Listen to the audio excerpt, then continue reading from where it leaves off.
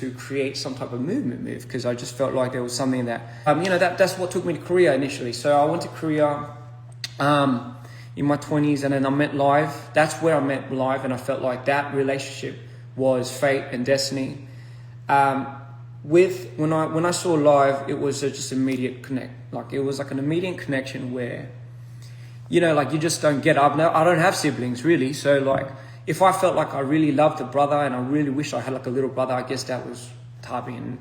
And for me, like he was also my greatest joy. Like he was one of the biggest reasons why I found so much passion in the things that I do. So, immediately me meeting him was like, hey, he was just finishing school. Like I was dirt poor. Like I just got scumbagged out of all my money in the first 3 months. Maybe I'm just gullible like that, naive and stupid. But anyway, I just fucking, like I was living in this one room fucking office tel, and with that, me and Live, at that time Tabin was set out to do these things. I'll just tell him like, hey, we're going to do amazing things, because what I saw in him was just this, when you see like a star and then it's just kind of glowing in some people, and you just know like, oh, they're just meant for something. That's just how I felt when I saw Live. And at that period in time, that was my way of really communicating to him, and really that's how we grew that bond. And his trust over that was something that I'll forever be grateful for. So fast forward, like this opportunity came, and I've somehow became an idol. And I thought at that period of time, I don't know what K-pop and all this idol thing was, but I just thought maybe this would bring us the proper amount of exposure to be able to do this movement, because I wanted to do it with Live. Like that was like one of my biggest things. It's like we've tried to make groups before, and it is ups on fucking YouTube and stuff, but like fuck, like that was the dream, and Live at that time had to go to the army, so he went to the army, and for whatever it means, I had one of the most traumatic experiences of my life when I was in that idol group. My years of being in C Clown, and that was for some of you that don't know, that was the idol group that I called, was historically probably up to this date one of the most one of the most traumatic experiences of my life. If it really would change me forever, least to say. Just the harassment, like, just fucking, fucking abductions and all that fucking shit. I know like, I've tried to do this interview with Dre, but I had to be, like, there are things I can't say, just for not even my safety, but for others. But fucking hell, just, sorry, I'm just on the fence of like, do I just fucking go for it or not? Just what they do to people, the humanitarian level is just, you wouldn't even treat anything in this planet, you wouldn't even treat your worst enemies like that. And it would be enough to drive anyone manic, or anyone to have some form of DID. That's not to say that was the cause of my DID, but it did not help for sure.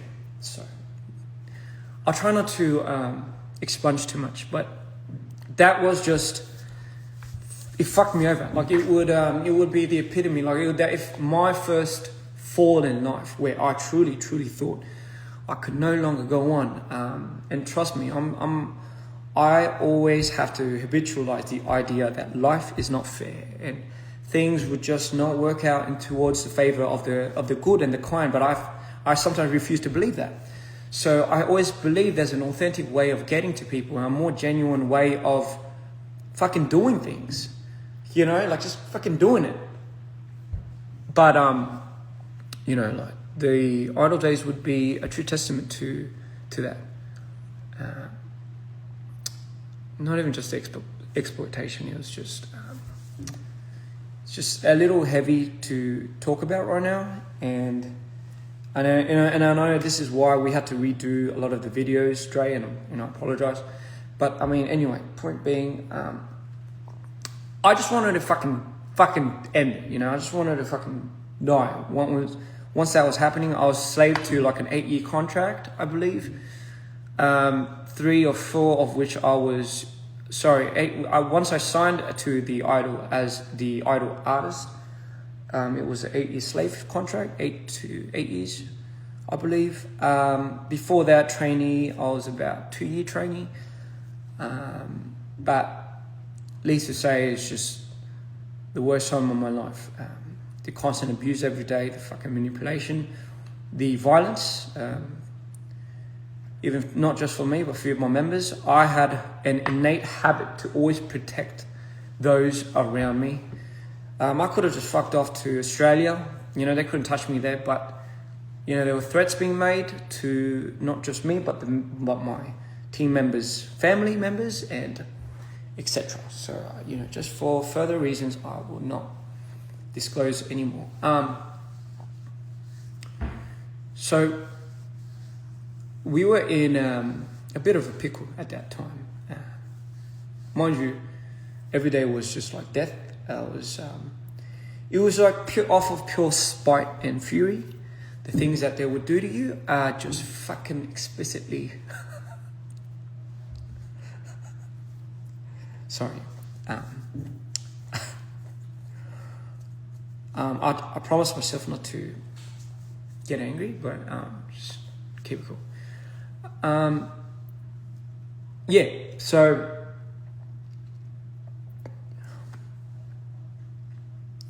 it took a lot just to get over that moment, and when I did, it was more like of a escape than things being resolved. And I'm sure in today's day and age, even like just how the industry really works, especially not towards the favor of a lot of the idols.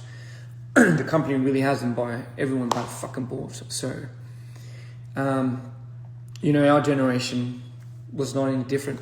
And at that period of time, there was no real cause and push for social media and influencers and stuff like that. So, we were pretty much held quiet.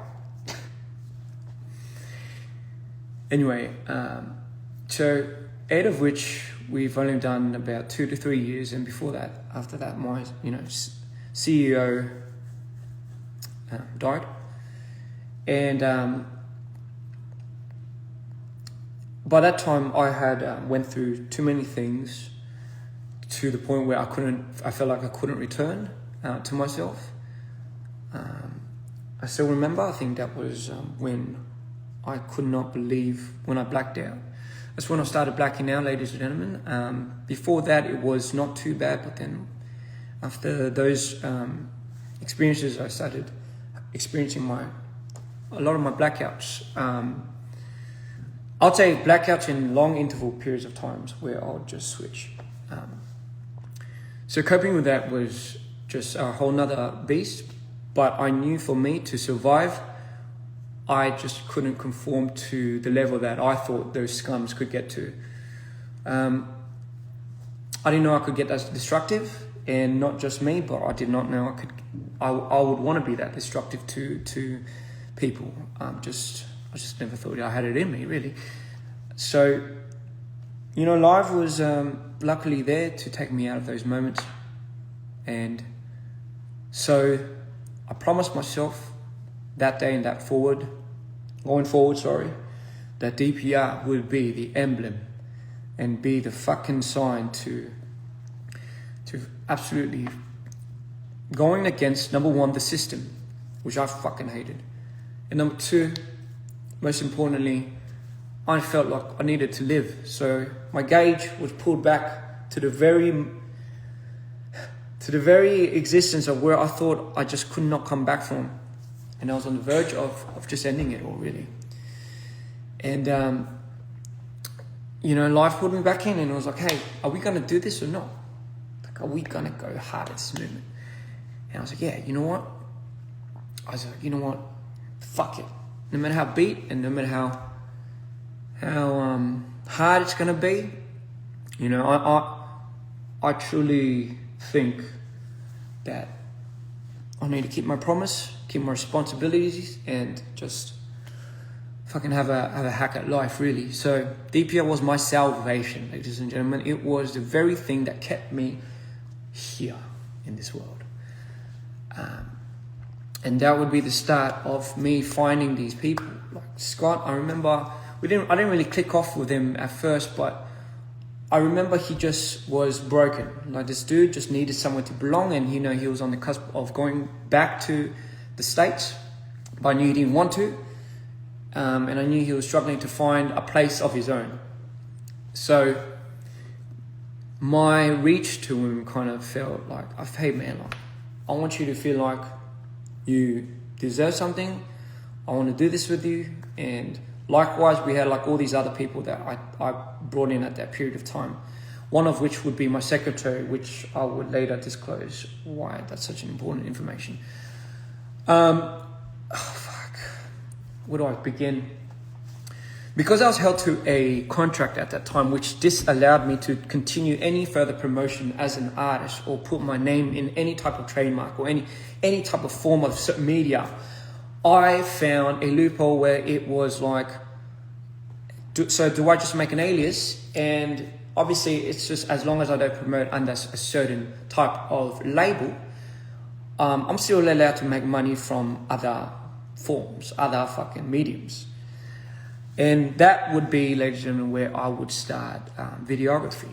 Mind you, before that, when our team was struggling, I had to be the contents and media team for my company, and I didn't get paid for that. We were in debt. Apparently, I was in debt. I'm like this shit. I was in debt for about 700K, I believe. The number was $700,000 in debt. None of which we had a choice, I'm sure you know, of how much we're allowed to spend, and they're just fucking using money, and God knows where. So my history with money is really all not that good. You think you learn, but you fucking don't. And so fast forward, I found a way to really bring myself back up, find a new piece of medium where I can truly feel like I can dedicate my whole life to, and that was videography. At that period of time, I think I was about 24, 25. And during that process, anyone that does production knows how fucking hard it is to just do lighting, from lighting to art, to shooting, being your own DP, borrowing those equipments, returning those fucking equipments, putting it on a hard drive, to fucking exporting and importing it, making sure those hard drives are fucking backed up, and location scouting, all of those shenanigans, I would do for the next year or two, solemnly by myself, and with some help from Scott, which, you know, he would be the one that would just kind of, you know, maybe if my art was here, if I made something here, he would maybe distribute it. When the phone calls would come in, he would pick up and he would be like, okay, maybe this will be your clientele. So just hooking up with the clients and stuff. But for the first year or two, I would make about,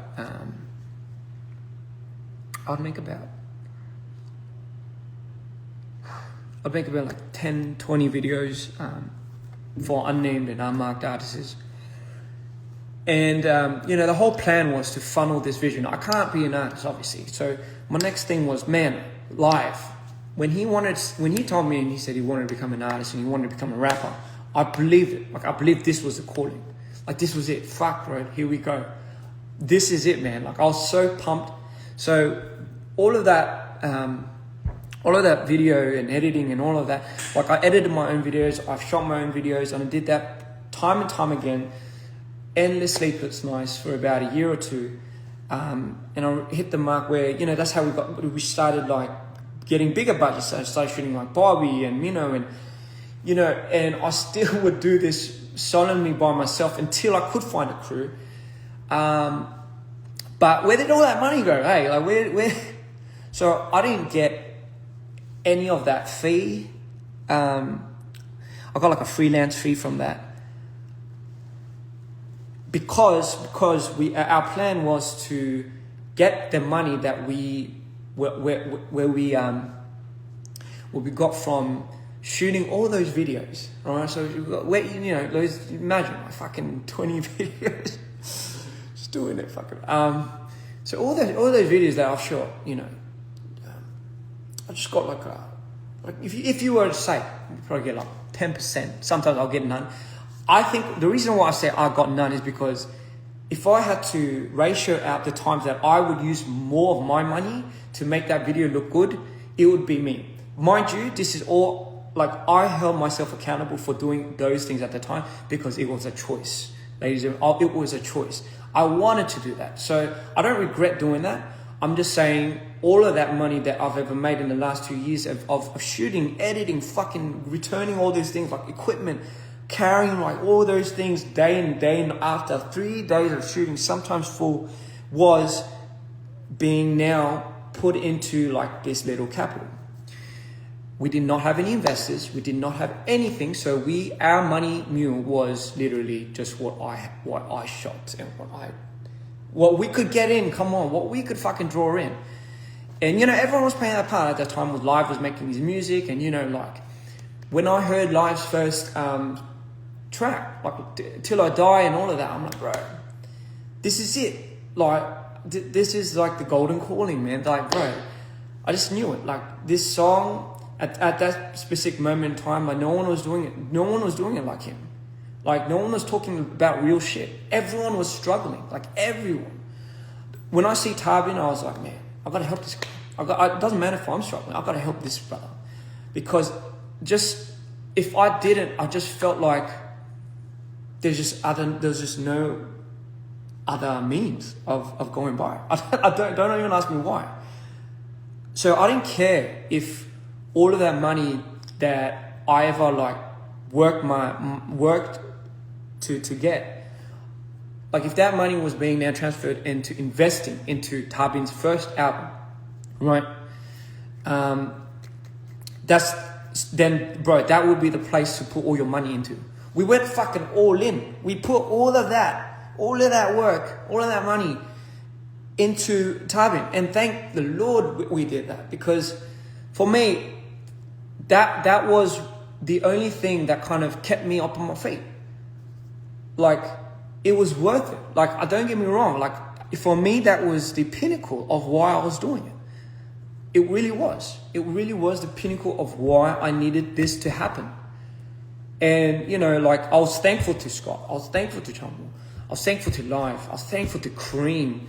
At that period of time, like, these boys were the boys that kind of ended up at that last at the scene of like, now from here, guys, we have to now hold hands and let's go in.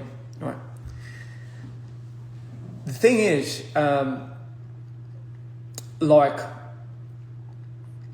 I mean, I don't even fucking know, like, to be honest now, knowing what the situation has happened, like, I don't even know how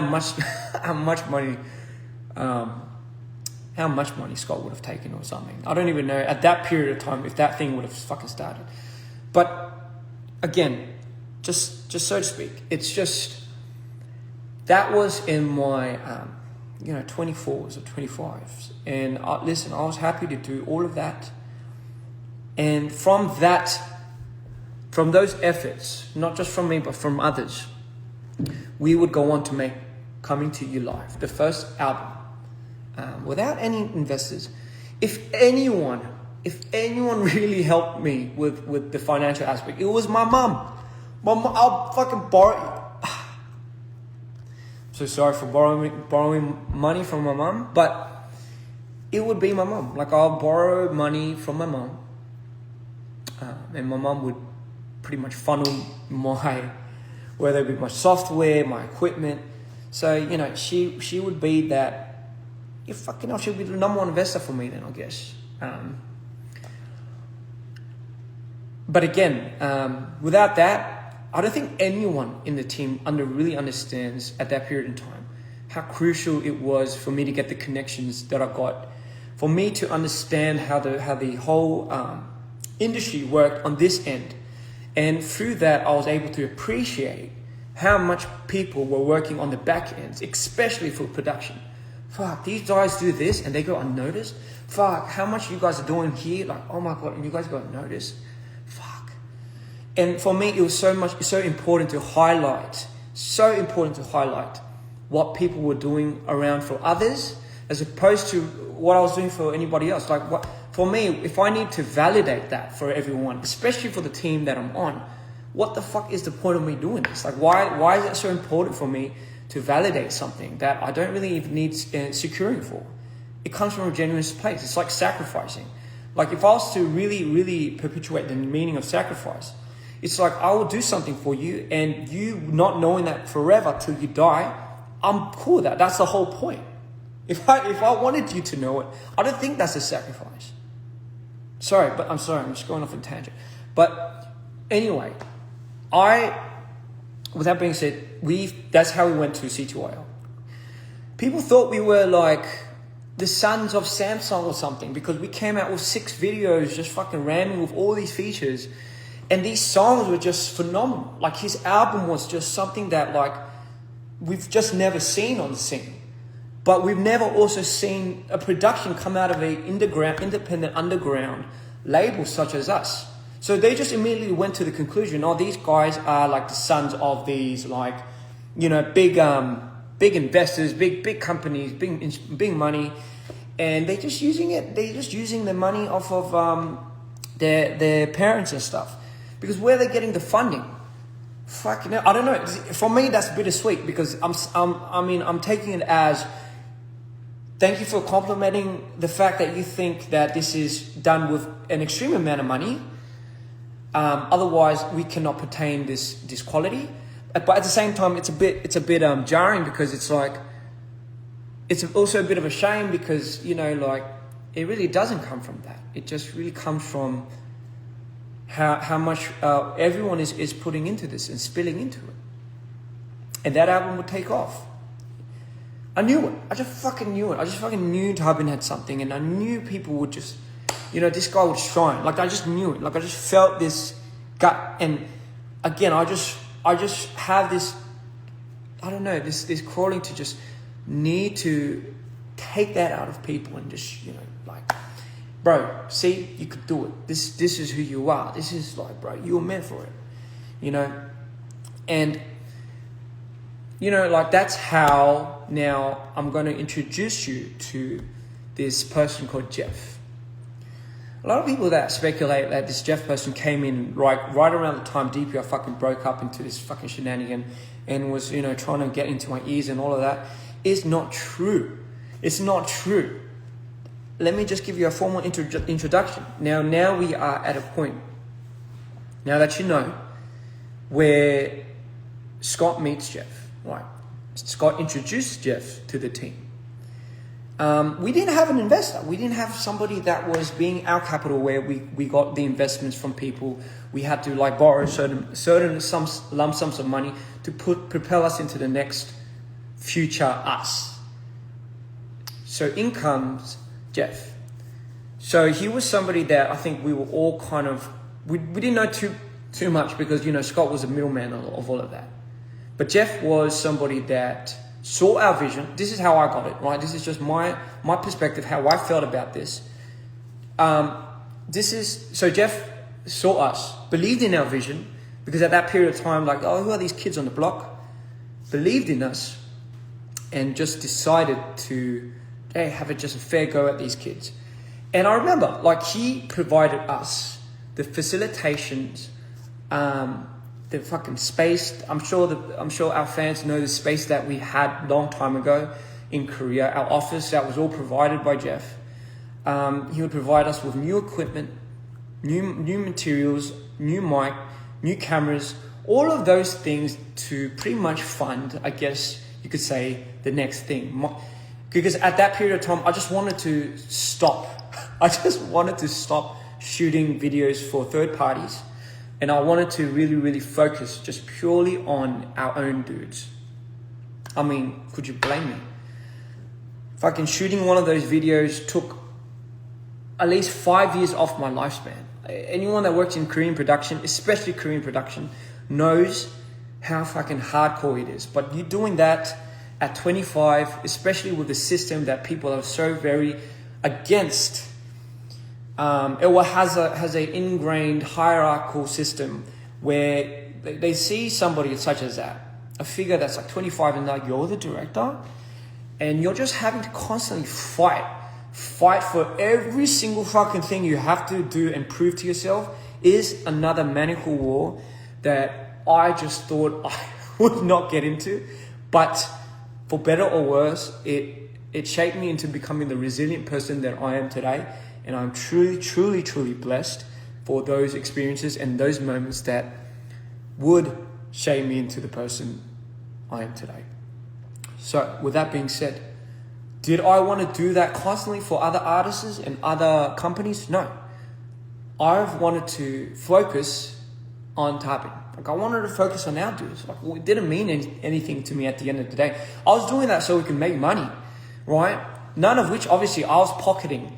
I just needed to know that was where our income was coming from, so we can go to dudes that we actually believed in and we loved.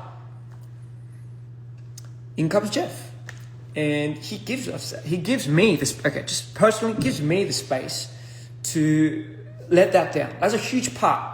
This is something that, again, like, I don't expect any of our other team members to understand, but fuck, if I couldn't let that down, I couldn't go on further doing the things that I had to do. Shooting, renting, fucking lighting, arting, and fucking editing day and night.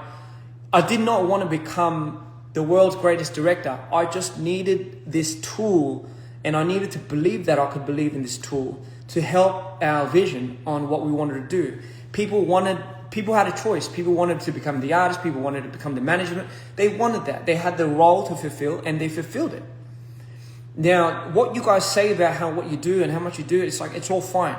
Because at the end of the day, that's kind of essentially why we were in it for doing it. But I didn't really care about any of that. I just cared about, so what's the next step, guys? What do we do? How do we get from here and here and here? And mind you, like, when Jeff came in, his first project with us was Jasmine, right? I was trying to find all these ways to make money, like save cost, but have the video look good.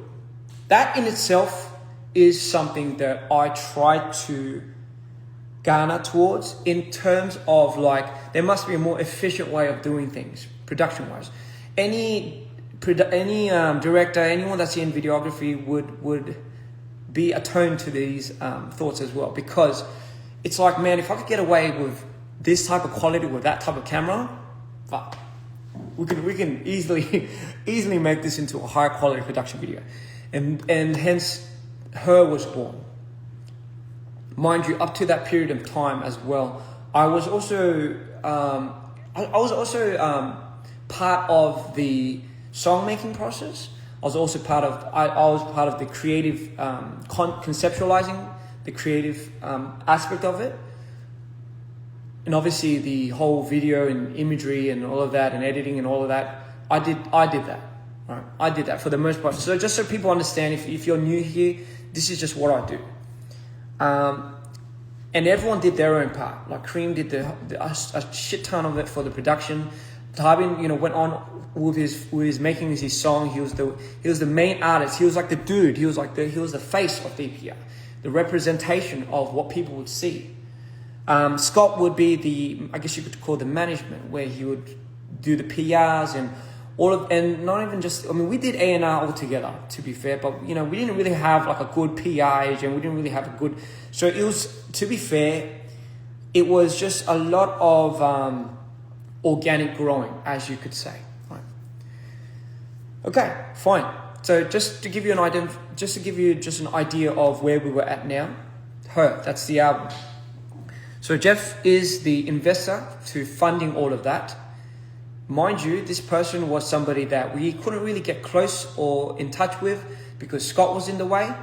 But let alone if he was someone that was shady later in the investigation of what was to happen, we could have all easily just ordered everything. Like if he didn't hand this amount of money, we had everyone just audit everything. But that's not for this conversation right now. I'll get back to that. The reason why I say this is because he's now like out in the public and being accused of such and such and such. Let me just give you context to now where we're going. So her album happens. Mind you, I'm still not getting paid. Like I'm still getting paid a freelance fee. In my mind, I'm thinking, okay, like we're going up. We're succeeding. Everyone like seems to be. I mean, something's happening. Something seems to be working. We went on our tour, our first tour, but something seems to be happening because I feel like for some reason we're just going up. We're just going up. Did I expect anyone to be making money? No, I didn't. I was that stupid. I was that naive. Like, did I ever think? Would you ever question, like, with the people that you have? Would you ever question, like, oh yeah, with the history that we have, that somebody later on would be distributing money in the most unfair way? No, because in your mind you'd be like, okay then, but who would do that? Who would be dumb enough to fucking go there? Who would be fucking stupid enough to do that? Because they know once somebody finds out, wouldn't that mean the end of it? Wouldn't that jeopardize everything? Like, would you be willing to put that at risk? Like, really? Like, after knowing everything that we've been doing, like, really? So I had no reason to suspect, even at that time. I just thought no one was making money. I was still, during that period of time, I could only make money if we did projects. That was the freelance fee. Mind you, part of the big reason why we never really discussed the ownership, I guess you could say, of Dpr was because everyone knew that I had to be a big portion of the ownership of Dpr. But at that period of time, I wanted to be careful because I was still, mind you, I was still under another contract, which might have deferred me into maybe fucking something up here. So I just wanted to make sure until my 8 years of that slave contract was up and fucking ready, that only then I would be in the talks of becoming ownership of Dpr. I was cool with that. To be honest, I don't even fucking care about that. But fucking hell. Anyway, sorry. Sorry, calm down. Anyway, so mind you, at that period of time, the reason why I say this is because once my company started seeing, not Dpr, but my former idol company, once they started seeing that I was making money, or well, what from their perspective, like Dpr was going up, they struck a deal with me. This motherfucker struck a deal where he was like, give me a cut and percentage of how much you're earning with Dpr. In return, I will probably find a way to shorten your contract sentence. Like your like he was bargaining with me. The audacity. Sorry, it's just my day-to-day. Fucking hell. And that was the reason why, because I know they were onto me. So I did not want to give any type of leeway into having a possibility that could fuck up and be a liability to our future state. So that is initially why I think we were cool with just kind of having Scott as the placeholder. We did not give any meaning otherwise to that, and we all agreed. That's how we all knew it. I mean, I don't know if that was his fucking way of tricking us, but fucking hell, we all believe it. Like, that was just a name on paper. You guys got to understand, the reason why I say context is so important is because our structure, DPR's structure, is one like none other that I've ever seen. So you can't really even formulate a blueprint for this. Because I'll be honest, the person that is really getting freaking screwed here is me. Like, I'm already, like, the system, someone like me, I know it's already rigged for someone like me. Like, I already know it's fucking rigged to someone like me. To me, I'm like a fucking gold mine to somebody that could do this and this and this and this and this, but not get paid for this and this and this and this. Anyway, point being, I just had to make this clear because, again, where I'm trying to go to is, all right, so if Tarbin stops at any period of time, like if it just stops, like, oh bro, I can't make music anymore, the money flow stops. Meaning not just the money flow, jobs. Like we're all about 15 of us at the studio, like, what do we do now? That's when I decided to make Instagram TVs. I'm sure, again, for my OG fans and stuff, I know you guys know what I'm talking about. I had to find another means of making videos. So when, our artist got into an artist block or a slump, as they say, we had to find means of trying to keep funneling some type of cash flow. This stress would be always on my mind. Like because again, like I can only make videos off of one-offs, right? I can only assume that nobody's making any money because fuck, if I'm getting this much, like I'm just imagining how much everyone else is getting. Like it's just jack shit. At that period of time, Scott was living with his mum and dad. I believe everyone else was renting. So for us to be able to pay rent and still strive and still pull off the qualities that we have to do and put our own fucking monies into it, like it was a day to day. Like I did that I did that since C Clown. I mean, how much more is it going to hurt me now? If anything, this was healing me day by day because I was finally being able to do the things that I wanted to do with the people that I loved and with the people that I believed in. That was everything for me, everything. And so I turned a blind eye, and mind you, I'm not somebody that's so into finance and so into like money. I hate making it about that.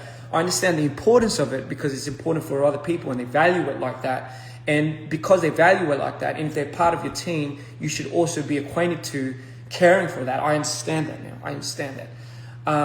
However, for me, I'm just someone that needs money in order for me to just put it back in to do bigger things. That's just the reason why I see it. And even till this day, when I started doing those Instagram TVs, that's how we would land a lot of the commercials. Like that's how we got like a lot of the sports commercials, sports brands that would contact us and be like, we wanna work with you for videos like this. We want to work with we want a video like this. And that's how we would start shooting commercials. And that also would be like a form of money and branding that we can get in terms of investments. Fucking hell. Now, like, it wasn't all sunshine and butterflies. During that period of time, I was going through my most maniacal fucking period. Because I was having to deal with my bipolar and my depression and my switches from what C-Clown had done to me, and I was still not being able to process it during these periods of times.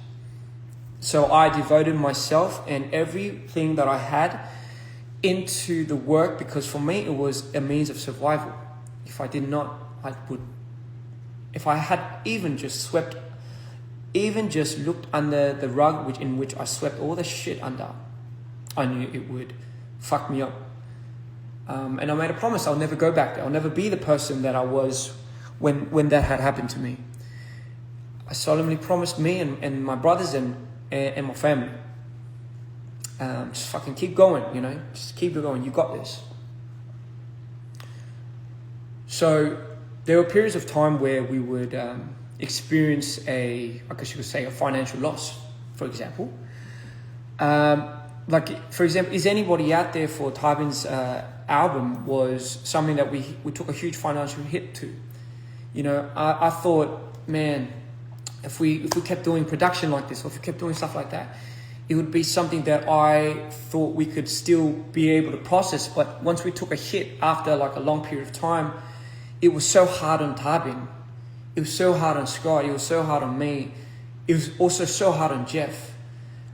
Because I was there and I saw all of that. Like that was the first time I saw Jeff. And honestly, that was the first time I kind of got to know him a little more because, like I thought, fuck, like what's happening with all the money behind the back? Like, is this guy like because I was very attuned and very sensitive to not wanting to really disappoint a lot of the people that believed in us. But at that period of time, I knew this guy was like losing so much money because of how much. So he had to, like Jeff had to go out and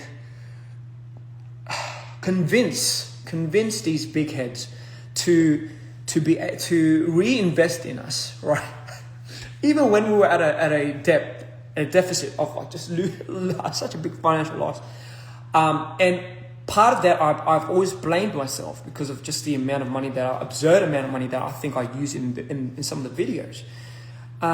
So I never wanted to put Tarbin in a situation like that again. Like I promised myself at that period of time I never ever want to put Tarbin or anyone but Tarbin mainly in a situation like that ever again, like ever. So because again financially I didn't fucking make anything from that, but still it is what it is today. Amazing album, but still it took a hit. So now I'm just stressing out about how do we bring this guy's spirits up? How do we bring this dude's spirits back up? But also how do we create another channel where if something has a slump, like maybe we could do this.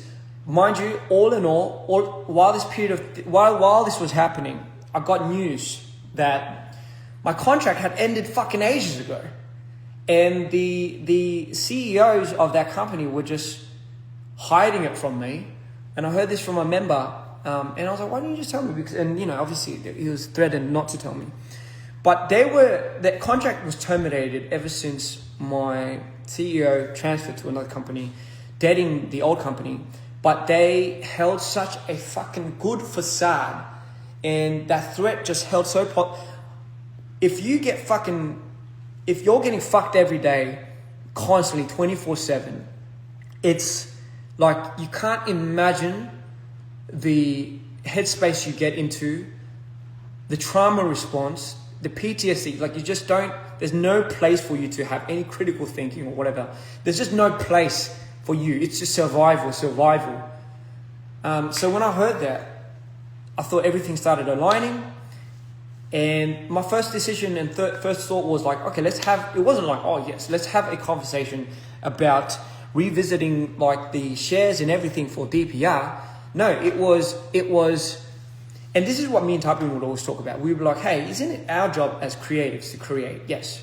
We should have some interest in what's happening with the money aspect, correct. But if we have these brothers and, we trust them with everything we're doing, shouldn't they, in their jobs as management, business, finance, whatever, be the first ones to reassure us, like money's being used like this, like this, like this, like this. Like, you know what I mean? Like, especially knowing us and knowing him, like characteristic-wise, wouldn't you also expect that? But now, I just always say, expect not to expect. Simple as that. And the reason why I say this is, so my next point was, okay then, maybe it's time for me to start my artist career. And me and Tarbin always talked about this. Like, fuck, wouldn't it be amazing if we do this together? Like, wouldn't it be so fucking amazing if our universes eventually later like collided, and like this whole story that we're element of being an artist together was what sold it to me. Like, it really was. Like, it was. Time and time I'll tell people on the interview, I was on the fence of becoming an artist. Because for me, becoming an artist only means I'm projecting and too much more power onto my mental disorders already. Like I didn't that risk to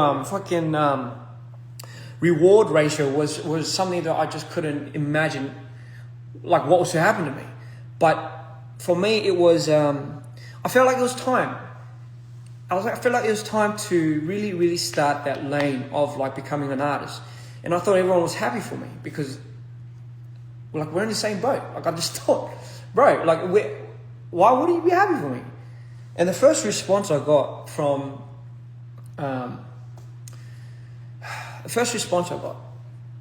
Scott was, no, you can't. And I'm like, oh, what? So who else would be able to do the videos and all that? And I'm like, don't you think I can take care of that? If I was already part of this, part of that, part of this, made this, made that, made this, do you not think I could do another lane while protecting this? Do you not think I've ever thought about that? But besides the fact of that, why are you saying no to it? And I still remember. And he was like, no, because he thinks he can't control me. He thinks if it worked in any way or shape or form, that I was going to be too hard to control in the future. And I don't know why, like, what? I mean, why would you want to control me? And obviously those moments were the moments where all these red flags started happening. You got to understand, before all of this, like, I see a lot of sides to Scott where Scott only shows to the team. And I see a lot of sides where sometimes I see where it's like a very soft, empathetic side. That side I try to nurture, that side I try to help.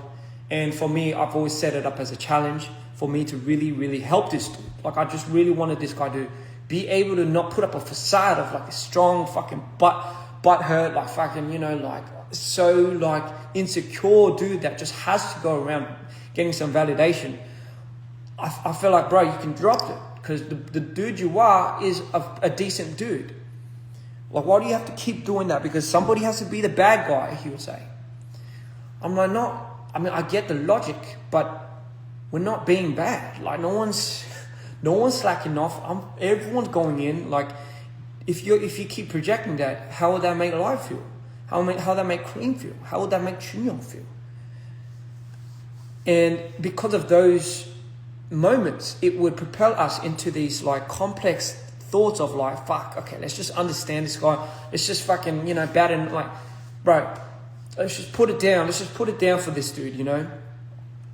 But fuck, you don't want me to become an artist? And I still remember, I'm like, if you told me that you wanted to become anything, all of a sudden I was like, Scott, if you told me and you just, let's say you wanted to become like a chef. Just randomly. Oh, you know what? I can't do Dpr. I want to become a chef. My first response to you would be, fucking good for you, man. Let's find a way where we can make that happen. That would have been my first response. It wouldn't have been like, oh my God, like what, like. Sorry if I'm getting too heated. But that's what I lived with. That's like, you do all of that for these. You're doing all of this for these people, and you know your social life's not there. You're blacking out every day, every night, every now and then at home, not understanding what you're blacking out to, and you know you think deep down everyone's not getting a piece of the pie, and everyone's putting their money. The reason why I thought no one was getting a piece of the pie was because, as any entrepreneur, everyone just has to invest initially. And as the people that were leading it, I just thought, we can make money later, but we have to put in more to retract that, to get that back later anyway. So it's not really that important. It's about how this guy looks, as opposed to oh, let's skim out on this and, you know, let's like settle for this. Like, you can always find ways to make money, but you can never ever find ways to rebuy certain experiences and certain moments. Like, those are just everlasting, and those are just timeless. They are things that pass after a certain time. Time is like that in general. Everything that passes will never come back. So for me, it was just more important to reinvest into moments where I knew would be historically just there forever, permanently, as opposed to like, oh yeah, let's just have the money later on and just use it then. It just didn't make sense to me. So I just thought, okay, everyone was fucking pouring their pockets out. No one was really making anything from this. Because everyone would just be complaining about how much money they're not really making. Everyone was struggling. Cream had to sell his car at one point.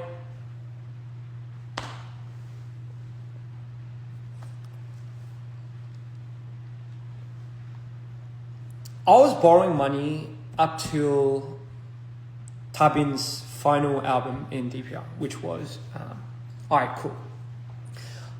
Cool. Mind you, I did 2 videos on that, and I started doing the whole run and gun thing where I'll borrow the equipment again myself. I'll do I'll be the DP, the lighting and everything, and I'll find all these fucking locations over the span of the next 2 months while I debuted, by the way. And isn't it, and this is the funniest thing, all right? This is the fucking funniest thing. If you're an artist, right? If you're an artist, you say you're the artist, and you shoot and direct and edit and everything of your own video. So how do you get paid for that then? How do you, is that a separate thing? Like if you're under an artist contract and every money that you invest into your artistry is going to be, let's say, I mean, unless it's a ridiculous amount, but like, let's say you invested in it and obviously that's the debt you make. Unless you could fucking start knocking it off of your streams and stuff, you're not going to see any way or means of making any money back, especially. And then what about the whole editing fee? What about the whole VFX fee, the color grading fee, the director's fee? Shouldn't that be all separate? In a perfect world, that would have been so fucking amazing. Why wasn't that conversation ever brought up? I don't fucking know.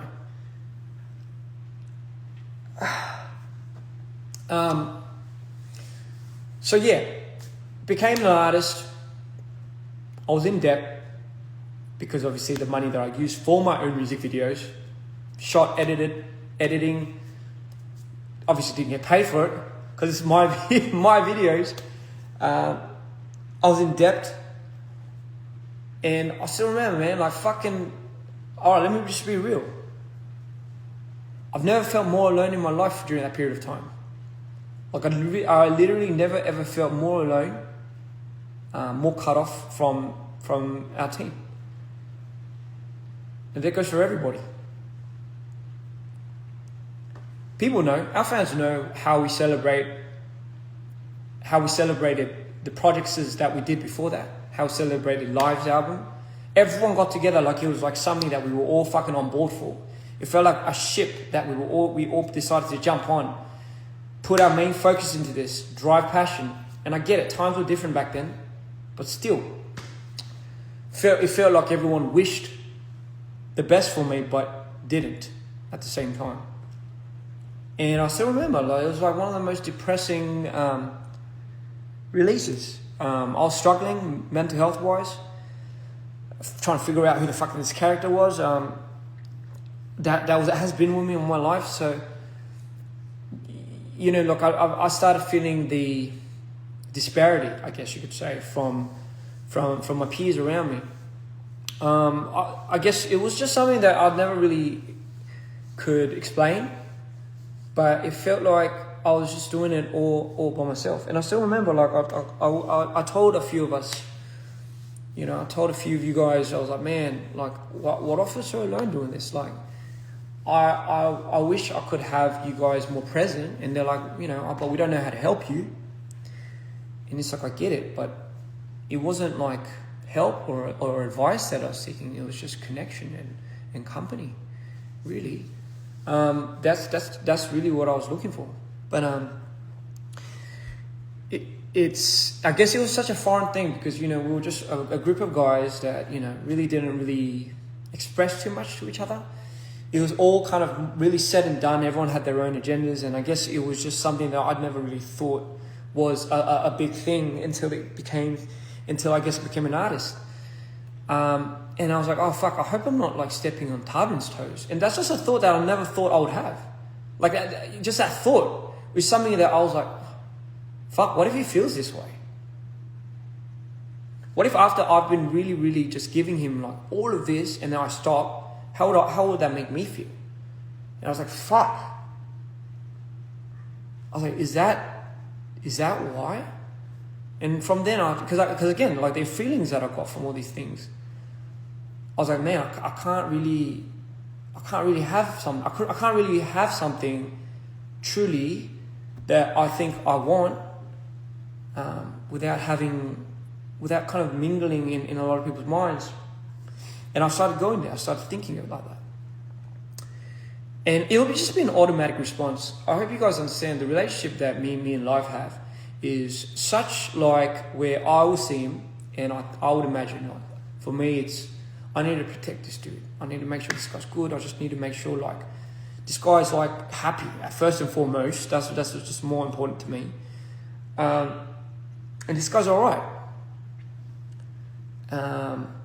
So maybe like I was like, oh fuck, am I tripping out? If I did this, I'm like, oh my god, if this guy feels some certain type of way, like because in my mind I just thought that was just another world that probably could have happened. Again, this is just my personal thoughts. I'm not saying that he was like that. I'm just saying this is just my thoughts and the way I kind of started developing my mind. And then, you know, like obviously then the after I call,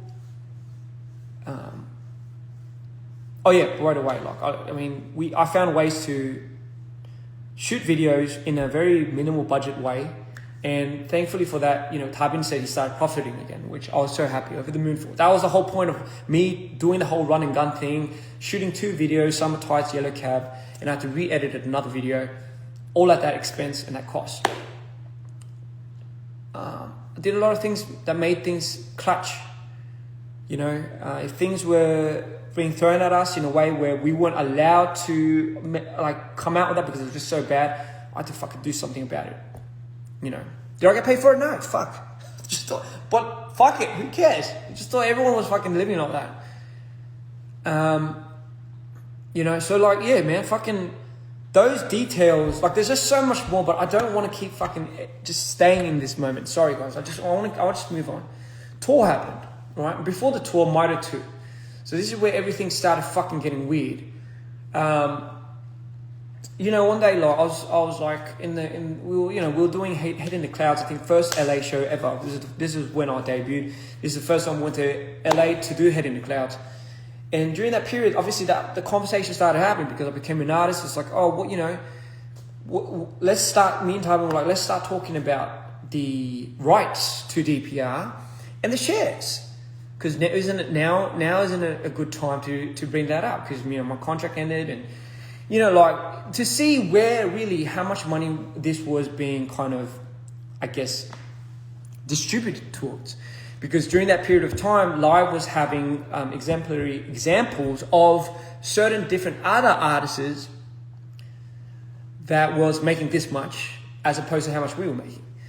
And it was shady because come to think of it now and really seeing the artist contract that Live was signed to, no one had any idea. No one had any idea. We had no blueprint to go off of. So whatever we thought was fair, or whatever Scott thought was fair, we just kind of like, all right, yeah, I guess that's it. Like, because how do we know? We're fucking young, dumb, and stupid, and we're just naive. So everyone is accountable for that measure. It's not just Scott. It's like everyone, right? Like, I'm accountable for like not being as knowledgeable, but that's what life teaches you. It teaches you to learn, grow, and experience. You know, and sometimes you just have to ram through it. So fast forward, okay, that's when all these questions started arising. Bro, how much are you really making? Fuck, I don't know. But like my friend here in this company is like fucking making this much, you know? And his streams are like this, you know? So what's the catch? So then, you know, I still remember. So that was our first conversation we had with Scott. Yo, what's happening with this whole like split ratio thing with DPR? Like, what's really going on? What is really going on? I thought you said it didn't matter. I thought you said whose name's on the, I guess, shareholders list for DPR has the trademark. It don't really matter because that's how we would play it off. Time and time, I tell you guys, it's not like we've never had this conversation. We've had this conversation time and time, but it would always come to the conclusion of like, bro, that's not how our system works.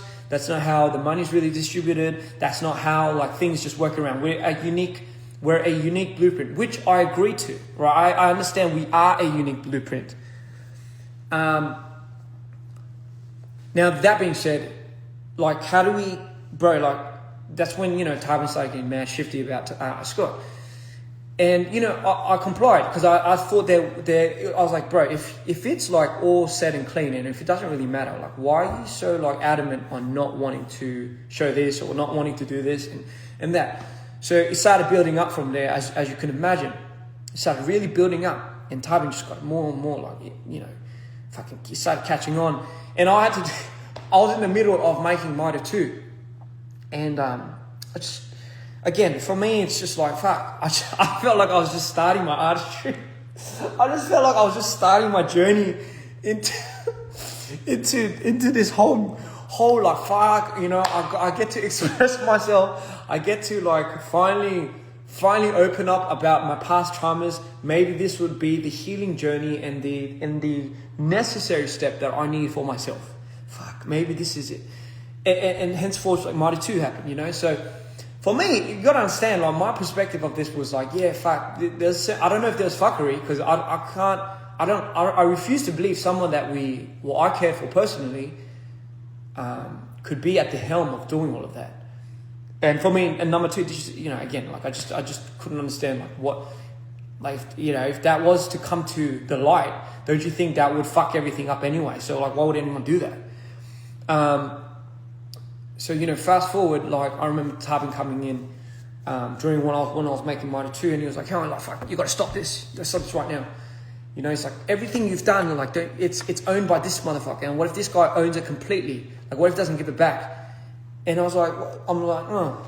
Like I've never really thought of it like that. Like I've never really thought about somebody else owning certain trademarks or something and running off with that. And I understand the importance of that for every artist, because you, as an artist, if you contribute and you dedicate your whole life's purpose into making something, you would need the rights to that. And obviously that in these days, today's day and age, is masters. It's like, who has the rights to certain masters? You hear about it all the time. Big artists is buying their fucking, buying their masters from other people, buying their whole fucking list. And it's a huge thing. It's like you want to be the owner of what you truly deserve, like what's rightfully yours. And I was like, man, this can't be a hard conversation to have with Scott. Like, if this is something we have just figured out, then it's probably time for us as the individuals that have just figured this out now to bring to light. And if it's something that we all were just not knowledgeable of, then there should just be no malice, you know, as opposed to like, hey, fuck you, you know, fuck you for this. But again, I was also a victim to this, so I just thought, okay, you know what, you're right. This guy is clearly very, very, very like upset and bothered. And if I'm being completely honest, seeing Tarbin upset bothers me more than the actual thing. And I know that's kind of weird, but I can't explain anything otherwise. Like, I can't lie to you. That's genuinely just how I felt. So I decided to at that period in time, to stop Mighty 2 for a bit. And then you know, my mum calls, and this is when my mum starts getting involved with this whole thing, because my mum is very intuitional. I trust my mum. Everything my mum called for, she was never wrong about. She was always right. Like a term that says mum's always right, like I do not shit you, that is something that I truly am scared of, because I truly believe it. My mom's intuition is none like other, and she told me to just keep going, because, you know, it's just something that I had to do for myself. I'm not used to that term, do it for yourself. I'm not familiar with that term, and because I'm not used to that term, do it for yourself, even that period of time, I struggled to do things for myself. I felt like if I did things for myself, it would be the epitome of somebody else's, at somebody else's expense, whether it be their mental health or whatever. It's fucking toxic, I know. But anyway, I just thought, okay, fine, let's just keep doing this, but let's still hear this guy out. And I moved to LA, you know, in that turbulent fucking turmoil of a time, while we were scheduled to do our first Regime tour. And this was such a big deal because, guys, this tour was the first tour that me, Tarbin, and Cream, and yeah, pretty much us three, and Arctic, were going to be like together as like a unit on tour, on stage. More important than me and Tarbin just being together as a unit on tour was something that I've always wanted, iconically, just something that I've always imagined to be good, and I know him too was somebody that would have saw that as that. But obviously, as time developed, you know, like, I think Tarbin got his, Tarbin got a hold of his, I guess, up till now, how much he was making, and up to that, like, he got all of that, like, pretty much audited and kind of printed out, and, you know, you could see it. So I remember it came to me, and he's like, oh, guess what, like, this is, bam, like, this is crazy. This is how much I was making. And mind you, like, I don't nose into that. Like, I don't put my nose into, like, oh, how much are you making? And, you know, I would imagine a lot of people are like that anyways, but I still remember seeing, I saw the amounts of money that he was making over the last like 8-7 years. I mean, sorry, not 8-7 years, but as an artist, sorry, from when he started becoming an artist. So the period of 3-4 years, I believe, 4 years or 5. And I remember seeing the amount that he made. Mind you, he was being wrongfully misplaced as well. But you got to understand, like, in my mind, I thought there was like a certain number that everyone was making. And I just thought it never really passed that. So when I saw the amount that he was making, even him, like, even that was like something that he wasn't even meant to make. He was meant to make way more. That like shocked me to the core. So remember, I'm like, bro, if you're making this much, and this was like a big problem for you up to this point, how fucked was I getting? Now, how hard was I getting fucked? So, like, holy fuck, you were making, like, you gotta understand, like, I just didn't, like, I couldn't comprehend that. Whoa, we're like, yo, like, it made me really reflect. Like, it made me really reflect on how much I was really making for any of this, like, really. And then I started tripping out, like, fuck, you know, like, yo, like, I've never really seen that amount of money being made before on one term. Not even like just one term. I'm not going to disclose the amount of money that we've made. Just know I had to fucking, like, I had to think. There was a period of time where I told John, like, and this was during iCool, I was like, maybe I have to start working at the convenience store, like, as a side gig. Like, legit, I was like, I'm looking into doing a side gig at a cafe, or fucking hell. Oh fuck. But like, anyway, point being, like, that'll probably give you a good idea of what I was fucking struggling to make amends with.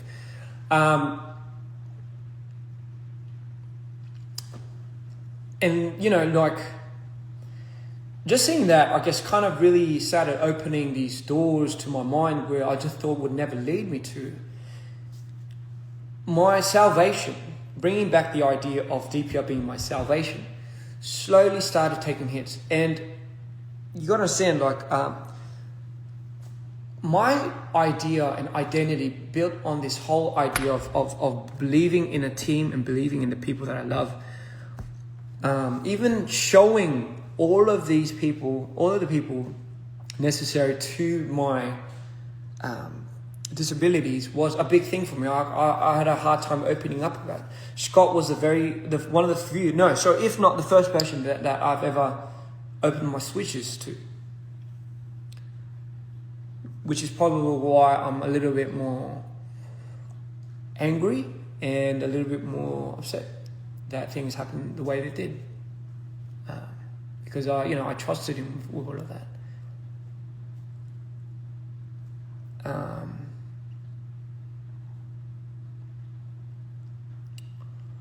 So anyway, sorry. So I just thought, fuck, how are we going to do this tour?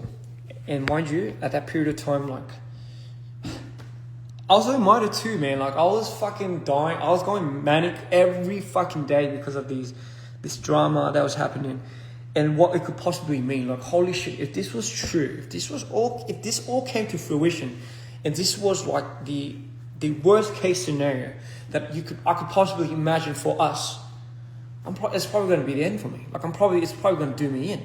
Like, I can't survive another sea clown. I can't. Like, I just fucking can't. Like, I refuse to believe that this is going to be the demise of me. Like, it's going to be the downfall of me. And I was tripping out because, like, everyone else was tripping out, and, once these things started coming to fruition, and we're like, oh my God, bro, did you know that this was being mishandled? Like, here's the thing, right? When we earn this amount of money, it gets distributed to the investor side, about 30%, and we take about 70% to DPR. 70% of which the funds are now coming in from like whether it be shows, whether it be like fucking the royalties and masters and all of that is coming in, but it was being distributed by one individual. Yes, you guessed it. But what was it being distributed based on? Just based on how he feels like he deserves it should be distributed. So pretty much playing like fucking like God, like playing just you know what he thinks it deserves, how much he thinks somebody deserves in this period of time. In comes like the secretary that I told you I brought in. This guy I've vouched for ever since I came to Korea, right? I will not name him, but he was my first friend, one of my first friends in when I first came to Korea. So when I was 21, he was one of my first mates. I gave him a job when he came back from the army. He didn't know how to do any of it, but I trusted him because obviously I thought I had him figured out. But it turns out this guy that was handling receipts and talking on the phone for all these people that on the finance side, or so secretary is kind of the right term. So under the tables, he made more in a year than I had in the last 5. So 5 years of what I made in DPR would be less than the 1 year of how much he made in a year. Fucking...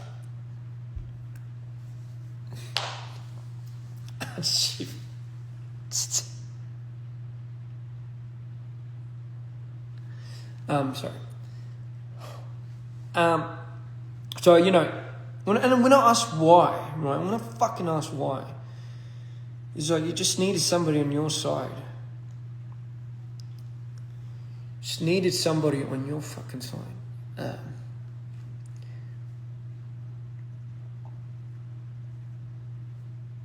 Those instances where I had to borrow money. I remember as I was editing Mitre 2, fucking manicked out. 6 days out of the 7, just couldn't sleep. I knew this had to be done because if I couldn't finish it, I didn't want to leave my fans, and certainly number one, I didn't want to give the impression to our fans that something was fucking bubbling to this point.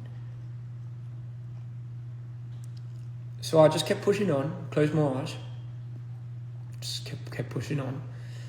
And then, Scott would be calling me in the background and he'd be like, what fuck? Just all of a sudden he's like, Tabin's leaving. I'm like, what the fuck? That wasn't what we talked about last conversation. He's like, no, Tabin's leaving. In my mind, when I heard that, I'm like, nah, there's no way he said that and he believes it. Because again, at that period of time, there was no real thing. I didn't know what was happening. I didn't know what was going on. I just knew the juice of it, and I was like, yeah, let's get to the bottom of it. But we had tour coming up, and I was in the fucking process of making Mitre 2, and I already shot the video and already done all of that, and it was like, okay, I'm sure this guy's bluffing. I'm sure Tabin must be bluffing to Scott, because at that period of time, obviously their relationship wasn't fucking flowers and daffodils. He must be lying to him. Otherwise, he would tell me. He would tell me that he was leaving first. So that's when because obviously I think he told Jeff first. He told Jeff first, and I think that's when Jeff got first. What the fuck is going on? And the reason why I want to give you context about this guy is because of moments like this. If he was anywhere near in on these things, it would have already fucking came to light. My mum had found the best lawyers. We already fucking went through this time. But that's not the point. What I'm trying to say is, Mitre 2, Live said he was leaving. I had to finish fucking editing. Scott was on his fucking on the ground melting, having a panic attack. I was trying to deal with all of this, and I finished it. I somehow finished editing Mitre 2 just 3 hours before the release, and I fucking uploaded it and fucking sent it out to the world. At that period of time, Mitre 2 didn't matter. None of it mattered. I didn't care about it because nobody else really fucking cared about it. Oh yeah, when it came out, I didn't even know it came out, because why? The minute it came out, I had to take a plane to Charlotte, and my first mind was like, man, I hope Tarbin's not serious about leaving, because I want to talk to him before he really makes up that decision. I want to really engage in this conversation before any of this fucking goes down, because at least that's kind of what I think we should do.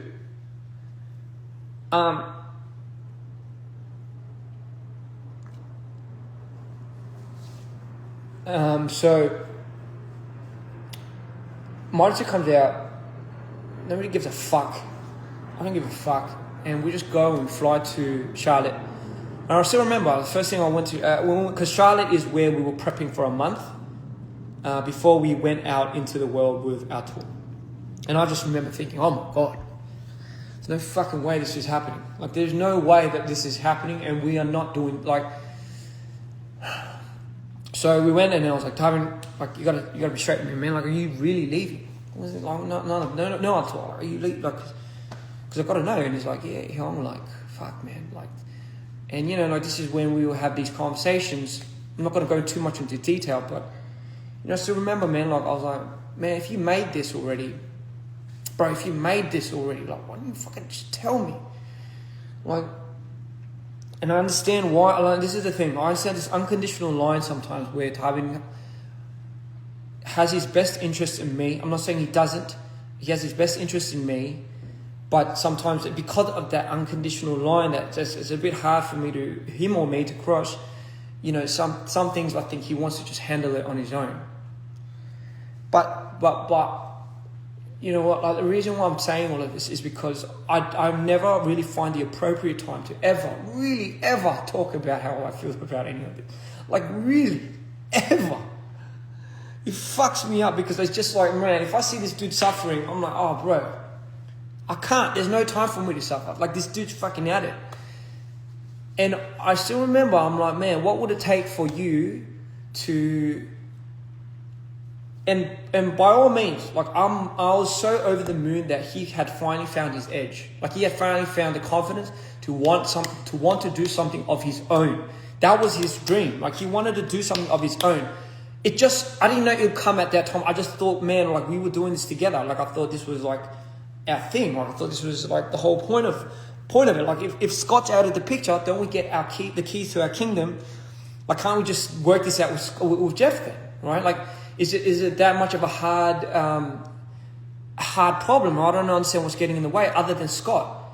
So, my thing was like don't go away. Like, just stay here, because my mind is starting to split. And like, I just need somebody. Like, I just need just fucking people. And like, when I heard like, okay, this guy was already kind of like dead set on wanting to leave, and trust me, like, if you're going through your first fucking trauma, and you're going through like the first, like, your road trip to becoming like a fucking villain, your villain arc story, as they say, there's nothing that's going to get in your way. There's just nothing. And when I saw that, I'm like, immediately I thought my C Clan days, like, oh my God, like, this guy would have done it. Tarbin, out of all people, is a responsible dude, but when you get that obsessively into his mind, as you did Scott, when you fucked him up with the whole like paranoia with the money thing, you fucking did it. You really done my boy in.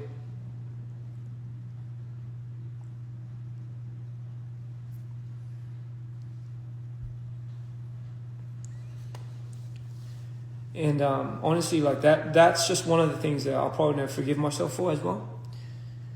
It's just having the lack of knowledge to be able to see that nuance and identify it, and fucking really letting that get to this guy's head and cracking him in the shell.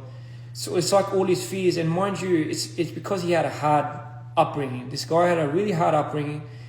He had his family, he had his mom, his dad had cancer. Like, he went through the fucking trenches just to be able to be where he is. And trust me, God gave it his all. And you fuck with that, yeah, that would do it to you. So I don't blame him for being the way he is. at the same time, like I knew there was no way of getting to him through that anger and through that cloud. I didn't know, the only thing I didn't know was how much my world was breaking into fucking pieces.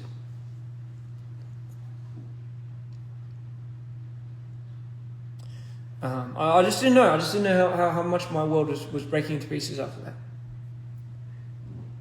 I tried convincing Tarbin to stay. I was like, listen, man, like you could do your own thing, but let's just stick together first, and then let's like figure out a way to do your own thing. But I knew, man, like, and trust me, I relate to this. I understand. If you're there and you're fucking filled with it, and this guy has sent you to the existential end of the world, you are going to try to disassociate with that with any means possible. Trust me. Take it from me. So I knew I wanted to be there for him, but at the same time, when I looked down, I was falling apart. Dpr was meant to be my salvation. The people that I thought was going to be here just are now kind of a figment of what I thought was real. And, you know, like I was just getting in my own fucking head, and, you know, it was doing me in, trying to hold together. Mind you, we were doing tour. So we were doing 46 cities like this. In this current state, in this intensifying fucking frequency, that is how we started tour. And I still feel so bad for the boys, you know.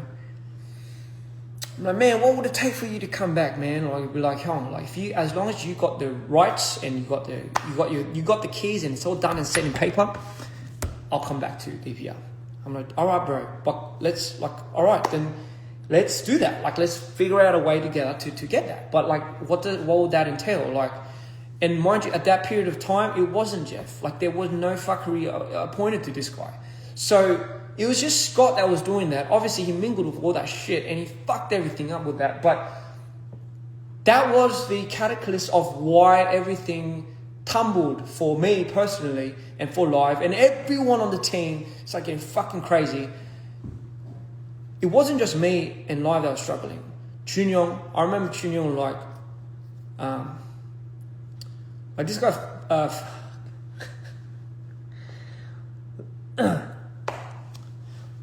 like this guy goes out of the way for everyone while doing it on the you know, the minimal amount of money that he makes, you know.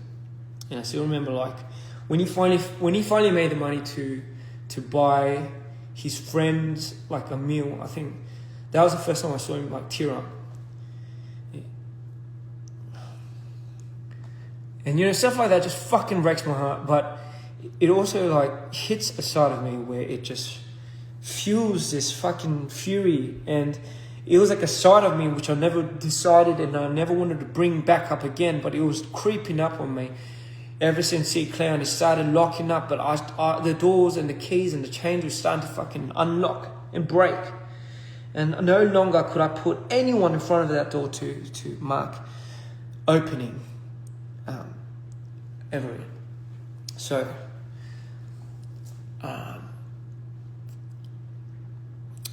and so the tour happened. I don't know how. I remember spending my birthday there during rehearsals. You know, it's fucking the most depressing birthday I've ever spent in my life. It's just, we were all segregated. We were just all parted away into our own thoughts, and you know, and my immediate thought was just like, man, how the fuck do I make these guys, like, how do I make it work? How do I make it like, how do I ease his fire a little bit? Like, what is something that I can do to help that? Like, you know what I mean? Like, how do I do this? Like, I've never been in this conundrum before. And then, you know, we started doing these shows, and you know, the deal was like Scott wouldn't travel with us. Like, he wasn't allowed to. That was the deal. Like, bro, like, we'll do this, but like, can't. Don't let him anywhere near the boys. And then we'll travel like that. But fucking hell, you know, like, even the way that the tour money was split, like, that was all on Scott's decision as well. Like, you guys got to understand the imprint and the blueprint that was set up in business, how much somebody was getting out of that was all fucking done by Scott. Like, it wasn't like none of us had fucking to say in this. Did we suspect any fuckery was going on? No, because why the fuck would someone do that? Like, if anything was to come to light, don't you think, like, this would be like, especially to me, man, don't you think I'll fucking, sorry.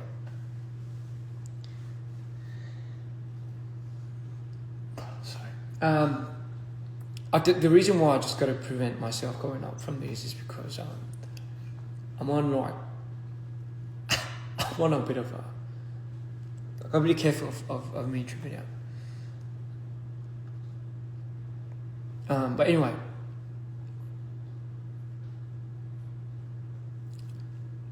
tour happened, and you could imagine it's every fucking thing, every worst nightmare. We put so much money into the production, which we did not design. Scott had his ways of setting up the tour. So even from the element of bringing that tour to life, like, that was all in Scott's budget. Like, I don't know how much he spent. He spent like a shit ton of money in that, but that was all production. Like, that was all of that. And my only thought was like, damn, I finally get to see the fans. I finally get to perform in front of our crowd. And, you know, like that was the last of my thoughts. Like, that, you got to understand that was meant to be what I was excited for, like, bringing Mido to life, being able to see the fans that I finally reached was like something that was so important to me. But the fact that the matter of the fact was like, it just, like, that was like, I couldn't even process that. And then we did one show, we did one after the other. We started in the States. And with each show, I remember, man, like, I was like, after I did my thing, it wouldn't even feel like I'm the artist. I'll be like, fuck, I'll go to Tarbin, I'll tend to him, because I'm worried. That was the first thought I had. As soon as I finished my show, I think, fuck, like, is this guy okay? Is this guy all right?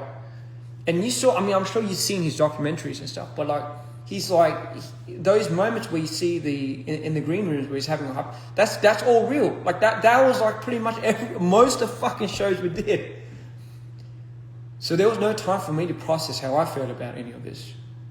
But I knew, but you guys got to understand, I knew there was like a big part of me that I wasn't addressing, and that was like, yo, I thought this was meant to be your salvation, man. I thought this was meant to save you, not kill you. And that one thought was the thought that drove me into oblivion. It was like after the 10th show, I think, I started cracking. I started cracking because why? There was no support. Tarbin was smart enough. He found Hyunsu. Like, he found that guy to go with him on tour. I'm not used to that. Like, I don't know what managers are. I don't know. I've never had it.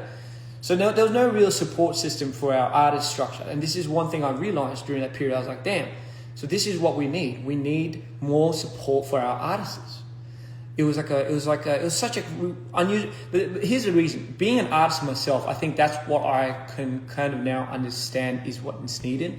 I kind of always thought maybe I was the support for live, but now not being able to differentiate that and really kind of split that off, I never really took it in a way where, do I need that? And I was like, fuck, I do. Like, I really do. Because we didn't even spend any money for hair and makeup, you know. And to some artists, that's cool, because for me, that was like the whole stick. It was the whole like conceptual makeup. So fucking hell, I would be doing my makeup for the first 2 continents. Like, I don't know, I'll watch YouTube, I'll learn. And those were the moments where I would start crying, just in the mirror, just because live went up first and I went up second. And I still remember when live went up, because everyone was really worried about live. Everyone would go with him, and I'll just be by myself in the green room, and this would be at every show. And I just remember, like, man, these are quiet times. These are maybe the moments that I needed the most. But was I dying inside? Yes. Was I fucking about to throw up and